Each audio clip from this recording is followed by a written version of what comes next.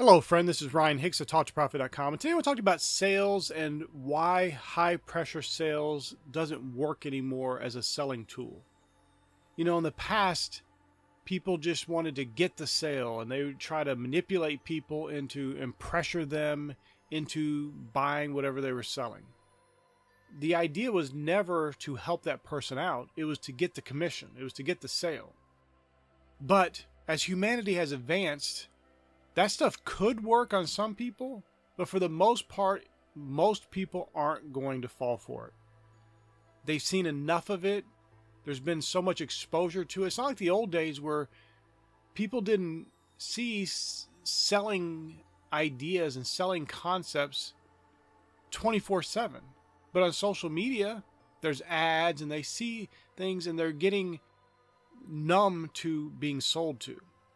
So you have to really approach things from a real perspective of wanting to help those people. Maybe just doing something for them with nothing expected in return. And that may get the sale. You know, a number of years ago, I would get invited to these meetings by certain luxury car brands. There was zero for sale. Now, I'm sure if you talked to somebody, you could have bought something. You could have bought a car. But they didn't put any pressure. They didn't even mention buying their cars. And matter of fact, not only did they have their cars there, they had other luxury cars and exotic cars for you to test drive as well. And it was around a track. You could race them and do stuff. And it was a nice luxury event with zero sales pressure.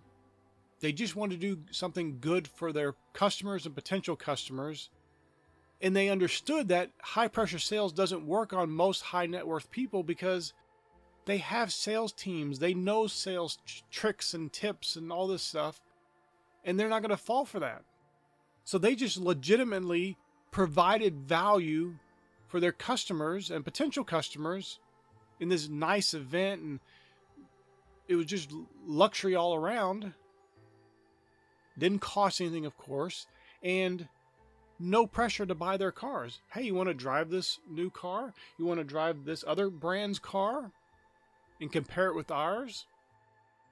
Zero pressure, because they knew those people in that environment, if they liked the car, they would buy it. They didn't need to be pressured into it. They didn't need to talk about financing and how much is it going to cost. They just would buy it if they wanted it. But this is an important way to approach the sales pitch. Are you legitimately trying to help the person? Not just trying to get a sale. And I know this seems counterintuitive because obviously you want the sale. But if you really step back and just try to help that person, even meaning sometimes you might need to say, you know what, this product isn't right for you. Because that will shock some people because they're so used to being pressured into stuff they don't even want. But you know what you can do? If you really feel this product really isn't for this person, you can ask them, do you know somebody who this would be for? So this isn't for you. I don't think it's really going to work best for you, even though it's a great product, but do you know somebody who this could work for? And get a referral from them, because that's an important thing. If you get a referral from somebody that you were starting to sell something to and you realize it's not really for them, and they realize you didn't try to pressure them into something they didn't want. Matter of fact, you're the one that told them they didn't really need it. When they talk to their friends and family, they're going to be more likely to recommend you to people who need the product you have. And this is what it has to be about. You have to legitimately want to help people, legitimately make sure your product is best for them.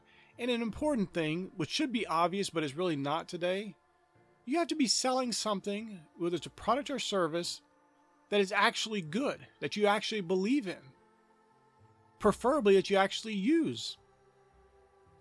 Obviously, there could be cases where it's something you don't need, so you don't use it, but it's not that it's a bad product. It's just not something you need. But those are important things because if it's a product you believe in, it makes it easier to sell it to somebody because you legitimately believe this product is going to help them. And if it's not, you have to be honest with yourself, enough to lose a sale, not pressure anybody, not manipulate them, not trick them into signing something, and just tell them this product probably isn't for you.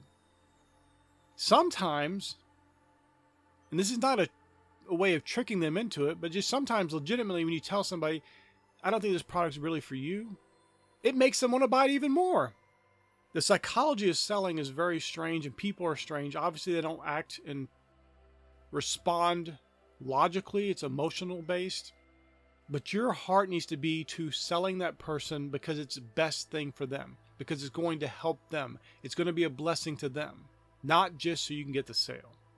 And when you can approach life that way and approach your sales that way, not only will you be able to go home at night and hold your head up high knowing you didn't trick anybody, you didn't manipulate them, you didn't make them buy something they didn't want to buy, but you'll get more sales. People sense that you're not trying to just sell them something. They sense you're not trying to manipulate them or trick them into something. They sense you really believe in the product or you really believe in the service. And that will get more sales. And listen, all of life is selling. You sell stuff all the time. You don't even think about that it's selling, but it is. You try to sell somebody this new restaurant you found that you like so much. You tell them about how great it is and they really need to go there. Because you believe in it, because you like it, and you think it'd be good for them. Well, just approach whatever product or service you're selling in the same way.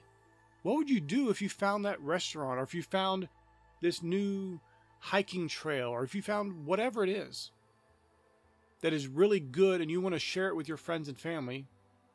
Approach your sales life that way, where you're legitimately trying to help your customer. Even to the point where you will forgo a sale and tell the customer the product's not right for them. Because that shows your integrity, that shows your honesty, that shows you're not just trying to get the sale, and that will lead to many, many, many more sales. So I must reiterate what I talked about in the very beginning.